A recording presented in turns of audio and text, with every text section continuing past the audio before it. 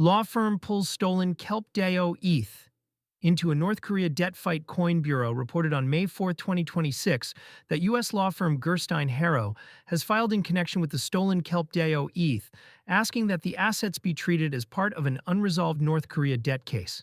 The filing, posted publicly on May 4, 2026 by Coin Bureau, pulls a high-profile DeFi exploit into the long-running effort by U.S. plaintiffs to satisfy court judgments against the Democratic People's Republic of Korea. ETH traded at $2,362 as of May 4, 2026, up 2.2% on the day after the broader market grind higher pushed BTC to 79,686 and the crypto fear and greed index to a neutral reading of 47. Why a debt case is showing up around stolen DeFi collateral. U.S. courts have issued multi-billion-dollar default judgments against North Korea over the past 2 decades, covering claims tied to the USS Pueblo seizure, the death of Otto Warmbier, and other state-linked harms. Those judgments are real on paper, but almost impossible to collect, since Pyongyang holds no significant assets in U.S. jurisdictions and does not voluntarily appear in court. What plaintiffs and their lawyers have done instead is hunt for assets that can be tied back to North Korean state actors and try to apply them against the existing judgment.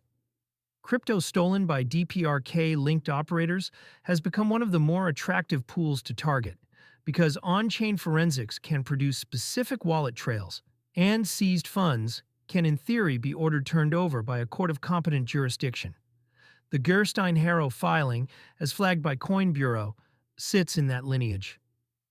The firm is asserting that proceeds of the KelpDAO theft are eligible to satisfy the judgment debt rather than being returned only to the protocol or the original depositors. How this collides with KelpDAO's recovery efforts. KelpDAO collateral routed through Aave was at the center of a multi-hundred-million-dollar exploit earlier this year. Voluntary contributions from across the ecosystem were used to make Aave depositors whole, with more than $300 million pooled to cover the gap, according to Masari's May 1, 2026 readout. A separate legal claim that the actual stolen ETH should pay down a North Korea judgment creates a clear conflict.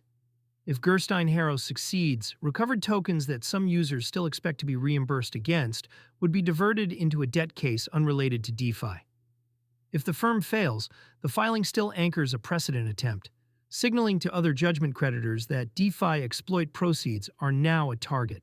The exact size of the assets at issue, the chain location, and which specific North Korea-linked judgment is being invoked were not disclosed in the public version of the post. What this does to the playbook for hacked DeFi protocols.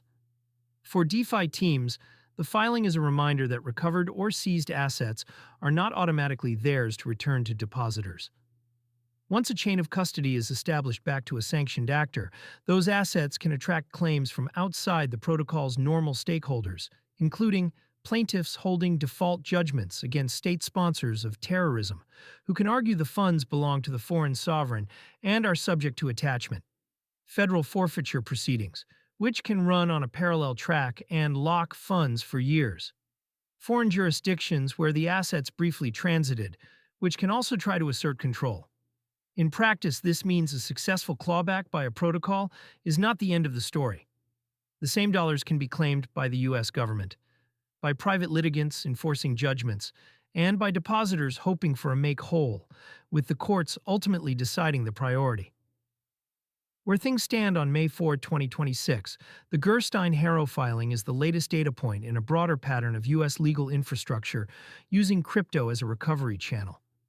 The U.S. recently moved nearly $500 million seized in Operation Economic Fury and continues to expand civil forfeiture activity around state-linked exploits. For now, no court order has been reported turning over KelpDAO-related ETH. The Coin Bureau post is the first public signal that the filing exists, and the next step depends on whether the court accepts the firm's tracing argument and issues an enforceable instruction.